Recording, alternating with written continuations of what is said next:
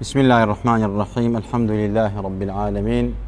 والصلاة والسلام على سيدنا محمد سيد الأولين والآخرين، وعلى آله وأصحابه وأتباعه وأولياء أمته أجمعين إلى يوم الدين. عزيزان وخوشويستان، الشوي جمعي مبارك وبيروزان خواهي قولا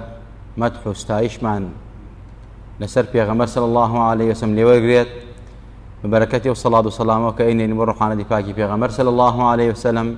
خواهي دلمان نوراني كو دڵمان خۆشکە و عاقبەتمان بەخێر بگەڕە. دیارە ئەگەر ئینسانی عاقڵ و ژیر ورد بێتەوە لە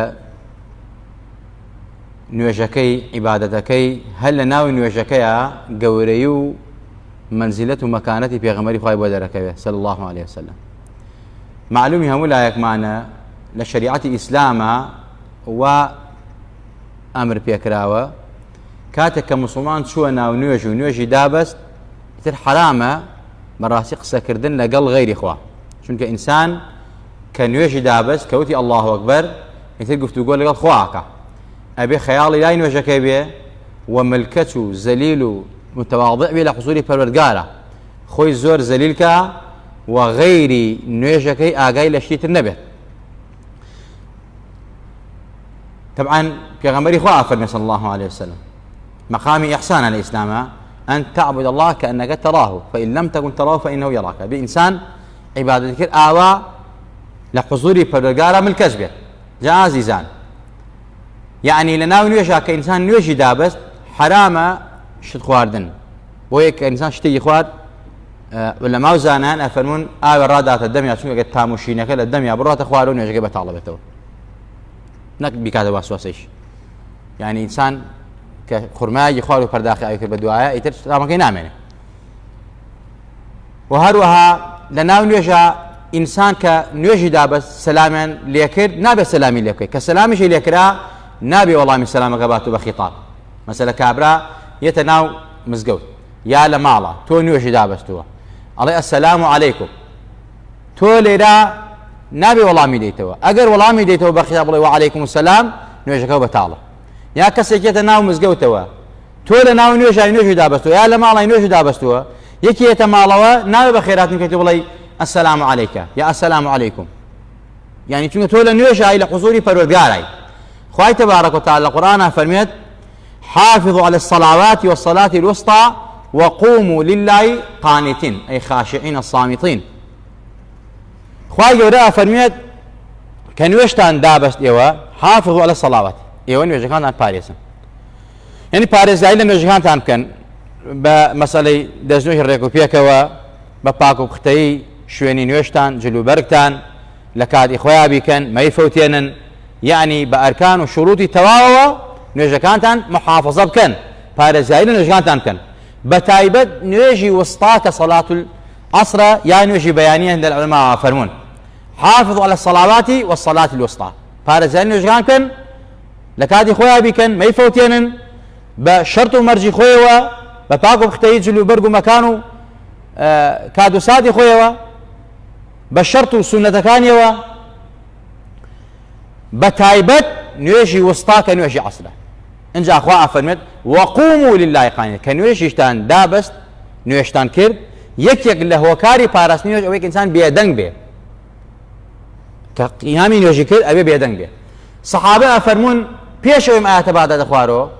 وەکو چۆن تەوافمان نەکرد، طبعاً تەوافیش هەر نوێژە، بەس فەرقەکەی ئەوەیە لە ناو تەواف ئینسان دەوان شت خوا قسەی بکات، یعنی نوێژ وەکو تەوافا بکۆن. سەحابە فەرموون پێشەوەی ئاەتە بە دەخوارەوە ئێمە لە ناو نوێژە دەمەتەقەمان نەکرد، قسەمان نەکرد، ئەحواڵێک تریمان نەکرد، شتیشمان نەخوارد. بەڵام کەمە هەتا دەخوارەوە ئیتر بەڕاستی لە ناو نوێژە کە ئەنەما تەیر بەسەر سەرمانوێ و خاشع و خاضع و ملکەت و زەلیل بووین لە حوزوری پەروەردگارە. کەواتە ئەگەر ئێمە سەرنجێکی نوێژەکەمان بین خوا وامان پێ فەرمێت، یعنی تۆ نابێت لە ناو نوێژە سەلام لە کەس بکەیت، وەڵامی سەلامی کەسش بیتەوە، بەڵام لە ناو ئەو نوێژە واجبە تۆ سەلام لە پێغەمبەر بکەیت صلی الله عليه وسلم، یعنی نەک نوێژەکە بەتاڵە بێتەوە. ئەگەر سەلام لە غەیری پێغەمبەر بکەیت نوێژەکە بەتاڵە، بەڵام لە ناو نوێژە ئابێت تۆ سەلام لە پێغەمبەر بکەیت بەوەی السلام عليك بخطاب السلام عليك أيها النبي ورحمة الله وبركاته. دي أما أقر لناو نوجه السلام ليك تبقى نوجه بطالة، بلام لناو نوجه سلام لە پێغەمبەر ئەکرێت نوێژ بەتاڵ نابێتەوە نەک بەتاڵ نابێتەوە بەڵکو ئەگەر سەلامەکە نەکەی لە پێغەمبەر نوێژەکە بەتاڵە لە تەحیاتە یعنی ئەمە گەورەی پێغەمبەر لێرا دەرەکەی خۆشەویستان ئەگەر سەرنجێکی وردی بین کە بێت تۆ لە ناوی نوێژە لە تەحیاتەکە بڵێ السلام عليك أيها النبي ورحمة الله وبركاته ئەگەر بەم خیتابە سەلام لە پێغەمبەر نەکەی نوێژەکە بەتاڵە دەی ئەم سەلامە لە غەیری پێغەمبەری خوا بە خیتاب بکرێ بەتاڵە حتا پێغەمبەری خوا کە فەرموویەتی کە لە ناوی نوێژا بوون نابێ سەلام لە کەس بکەن نابێ وەڵامی سەلامی کەسیش بنەوە حتا فەرموویەتی ئەگەر کەسێکی سەلامی لێکردن دوای نوێژ یەک جار بڵێن وعليكم السلام ئەو ئەگەر کەس نەبێ لە کاتێکا تۆ نوێژەکەی وەڵامی سەلامەکەی باتەوە دوای سەلام نوێژەکەی خۆت بڵێ السلام عليكم ورحمة الله وبركاته بۆ وەڵامی هەموو سەلامەکان یا ئەو کەسە سەلامی لێکردووی دوای نوێژەکەەوە یان لە ناو نوێژگا بە ئیشارەت ئەتوانی ئاوا دەست بەرز بکەیتەوە بۆی بەس نابێ خیتابی تێ بکەیت یعنی تۆ سەیری عەزەمەت و گەورەی پێغەمبەرەکە خوا سەلامی لە ناو نوێژە قەدەغە و حرام کردووە وەڵامی سەلام تەمەن واجبە فەرزی کیفایە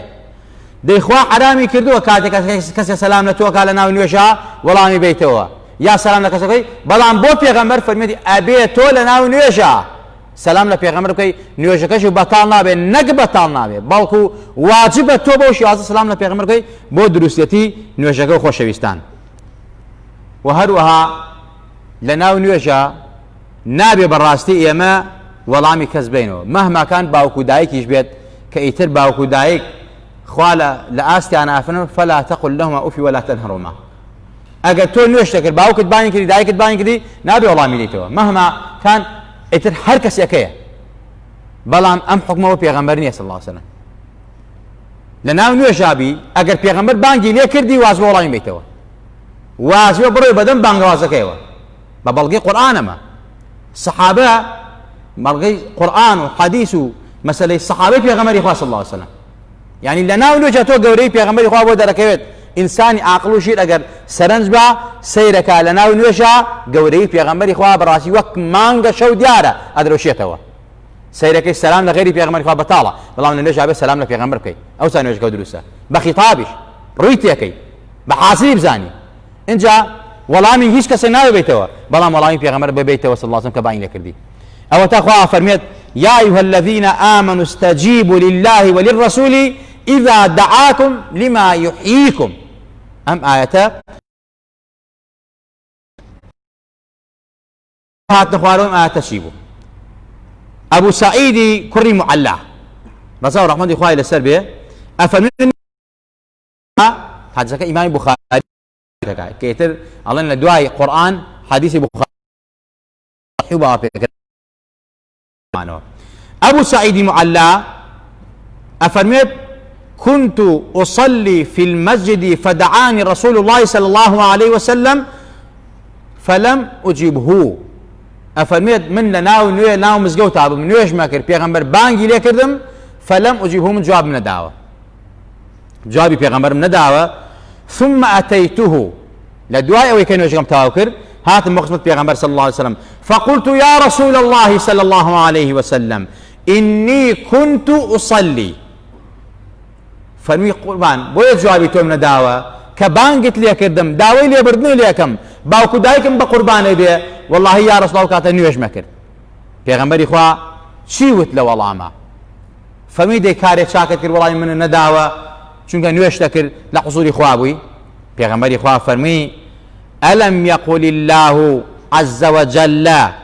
استجيبوا لله وللرسول إذا دعاكم لما يحييكم أي أو آياته نخوين دتوا أو آياته النبي استوجيو إلى نبوة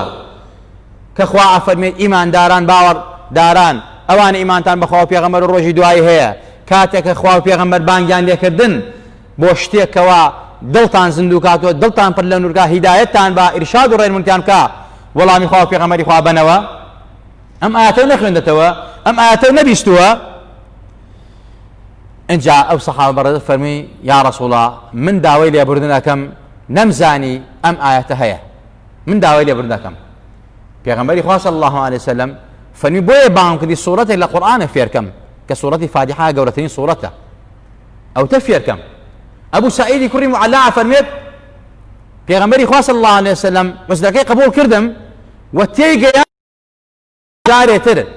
بانێویشکەم کە پێغەمبەر بانگکردنەوە بێ نوێژەکە بڕۆم وەڵامی پێغەمبەر بەمەوە نوێژەکەی بەتاڵ نابێتەوە لە ناو نوێژە کە وەڵامی پێغەمبەر بێت نوێژەکە بەتاڵ نابێتەوە بۆیە ئیمامی شافعی ڕەزا و ڕەحمەتی خوای لەسەر بێ لە تەفسیری قورطوبیە ئیمامی قورطوبی نقلی کردووە قەولەی ئیمامی شافعی ئاەتەکە فەرمێت إمام شافعي فرميت هذا دليل على أن الفعل الفرض أو القول الفرض إذا أوتي به في الصلاة لا تبطل لأمر رسول الله صلى الله عليه وسلم بالإجابة وإن كان في الصلاة إمام الشافعي فرميت أجر كاروبارك واجب فرض هذا بيشوا وكو والله داوای پێغەمبەری خوا وەکو بانکی پێغەمبەر صلی الله عليه وسلم کە فەرزە واجب ئینسان وەڵامی داتەوە ئەگەر لە نوێی شابی وەڵام دەرەوە نوێژەکە بەتاڵ نابێتەوە وەک چۆن ئەگەر ئینسان لە ناو نوێژا بێ ببینێ کوێری خەریکەکە دە چاڵێکەوە ئەگەر لە ناو نوێژەکە بڕوان دەستی بگرە و نێڵێ نوێژەکەی بەتاڵ نابێتەوە چونکە فەرزە ڕزگارکردنی ئینسانێ مناڵی خەریکە ئەسووتێ تۆ لە ناو نوێ یشای یعنی یەکسەر بڕۆ بە هەنگاوی و حەرەکاتی زۆری بکەی چونکە فەرزە ڕزگارکردنی ئینسان و ئینسانێت ئەو مناڵە بە زەرێک پێنەی دوو پشکە مارێ پێوە نەدانەکە لە ناو ئاگەرەکەەوە نەسووتێت تۆ ڕزگارکردنی واجبە با لە نەجاوی بڕۆ ڕزگاریکە ئیمام شافعی فەرمێت بە بەڵگەیم ئاەتە چۆن ئیجابەی پێغەمبەری خوا واجبە ڕزگارکردنی ئینسانی واجبە هەرچەند لە نوێژ حەرەکەی زۆری شابێ ئەمە ڕەحمەتی ئیسلامە جا خۆشەویستان ئێمە گەورەی پێغەمبەری خوا لە ناو نوێژەکانە بۆمان دەرەکەوێت سەلام لە پێغەمبەر لە ناو نوێژا واجبە لە غەیری پێغەمبەری خوا بەڕاستی بەتاڵە وەڵامی پێغەمبەری خوا لە نوێژا واجبە بۆ غەیری پێغەمبەری خوا بەڕاستی نوێژەکە بەتاڵە نابێ وەڵامی باوک و دایک و ئەقرب کەسی نزیکیش بێتەوە خۆشەویستان بەڕاستی ئەم زاتە گەورە و مبارەکە ئەوەندە گەورە و پیرۆزە بەس خوا خۆی ئەزانێت چەندێ گەورەیە و چۆن حورمەتی لێگرتووە بەڕاستی ئێمە ئەگەر شتێکیش باسکەین زبانمان کۆڵ و قەترە بە دەریایە کە باسی گەورەی و حرمەت و ڕێز و تەقدیر و خۆشەویستی پێغەمبەرەکەین لای خوا و لای خەڵقی خوا و لای مەخلوقاتی پەروەردگار خۆشەویستان حەسانی کوڕی ثابت جوانی فەرمووە ئەغەڕ عەلەیه للنبوة خاتم من الله مشهود يلوح ويشهد وضم الإله اسم النبي إلى اسمه إذا قال في الخمس المؤذن أشهد وشق له من اسمه ليجله فذو العرش محمود وهذا محمد نبي أتانا بعد يأس وفترة من الرسل والأوثان في الأرض تعبد فأمسى سراجا مستنيرا وهاديا يلوح كما لاح السقيل المهند طبعا حسان كوري ثابت صحابي پیغمبر خواه شاعري پیغمبر خواه صلى الله عليه وسلم ئەوەندە عەزەمەتی پێغەمبەری خوای بینی بوو ئەوەندە گەورەی و نەجابەتی لە پێغەمبەر بینی بوو بۆیە چەندەها شعری باڵای پێغەمبەری خوا دوێکە لە شعرەکانی ئەوەیە کە بن ئەغەڕ عەلەیه للنبوة خاتم ئەفەرمێن بەڕاستی ئەغەڕێنی سپیایەتی یان مۆری ناوشانی پێغەمبەرایەتی بە پێغەمبەر و دیار بوو صلی الله عليه وسلم لەلایەن خوا وەکەفا بالله شەهیدا شەهادەتی بۆ دراوە ئەم پێغەمبەرە نازدارە اینجا خوای تبارک و تعالی ناوی خۆی لە پەنا ناوی خۆیان داناوە سەرەکەی لە تەحیاتە لە نوێژە لە بانگە لە عەرشە نووساوە لا إله إلا الله ومحمد رسول الله خوا يعني ضمی کردووە دایناوە لکاندوێتی ناوی پێغەمبەر بە ناوی خۆیەوە صلی الله عليه وسلم ئەبێ مؤەزین پێنج فەرزە بڵێ أشهد أن لا إله إلا الله وأشهد أن محمد رسول الله إذا قال في الخمس مؤذن أشهد أن لا إله إلا الله وأشهد أن محمد رسول الله وشق له من اسمه ليجله هر لناوي خوي تبارك وتعالى اسمي پیغمبری شق کردووە اسمی پیغمبری خوای شق کردووە دروستی کردووە فذو العرش محمود پیغمبری خوا لە ئاسمان محمودە لای مەلایکە محمودە وەکو چۆن لە ئەرزە ئەحمەدە لای پێغەمبەران ئەحمەدە لای خۆمان مەسەلەی محەممەدە اینجا فەرمێ ئەم پێغەمبەرە نازدارە سەڵات و سەلامی لەسەر بێ هات بۆ لای ئێمە بۆ ناو ئێمە لە دوای ئەوەی کەوا یەئس و ناڕەحەتی و نائومێدی ڕووی کردە خەڵک کە خەڵکی تووشی بتپەرسی و زوڵم و ستەم و خیانەت بوو بن کەس ئومێدی نەمابوو خەڵکی هەمووی بتێپەرس بەڵام فەئەمسا سراجا مستنيرا وهاديا خوان پێغەمبەرەی ناز بوو بە سیراج و چرایەکی درەوشایەوە و ڕێنمونیکار و هیدایەتکاری خەڵکی لە شەوزەی کوفر و نەفامی ڕزگار کرد ئەم پێغەمبەرە دەرکە و گەورە بوو وەکو چۆن بەچکە شێرێک بچکە پڵنگێک ئەبێ پڵنگێکی ئازا و لێهاتوو بە قووەت و بەهێز ئەم پێغەمبەرە ئاوا بە منداڵیەوە لە گەورە بوو بەو زاتە گەورە و مبارەکە بەڕاستی شەرق و غەرب دینەکەی شەرق و غەربی گرت و لە دنیا و لە قیامەتە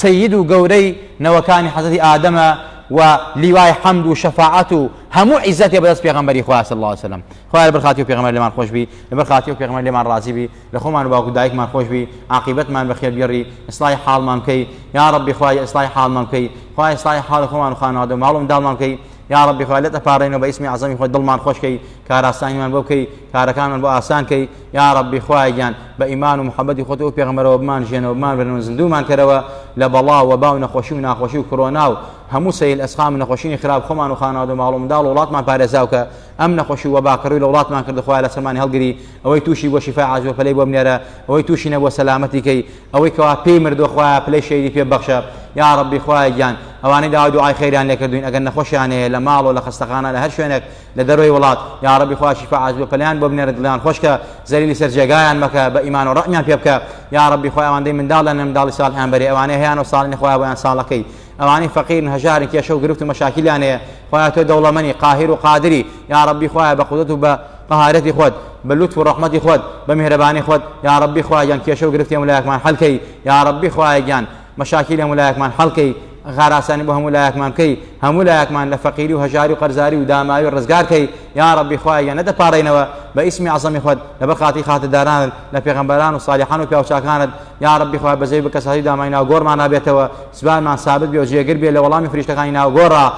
بەلا ئیلاهە ئیلا الله محەممەد ڕەسوڵ الله وەڵامی فریشتەکانی ناو گۆڕ بینەوە لە ڕۆژی قیامەتشا لەسەر پردی سرات وەکو بەرق پڕینەوە لەژێر ئاڵای لا ئیلاهە ئیلا الله ومحەممەد ڕەسوڵ الله عەشرمان بکەی لەژێر سێبەری عەرشی خۆتە لەگەڵ پێغەمبەری نازدارە لەگەڵ هاوڵانی پێغەمبەری نازدارە صلی الله عليه وسلم لەسەر چیمەنەکانی بەهەشت و حەوزی کەوسەر کۆمان کەیتەوە بەدەستی مبارەکی و پێغەمبەر نازارە ئاوی کەوسەرمان بیتێ نەتوینێک بەتی دنیا و قیامەت ڕزگارمان بێ آمین آمین أقول قولي هذا وأستغفر الله لي ولكم ولسائر المسلمين والسلام عليكم ورحمة الله وبركاته. الفاتحة.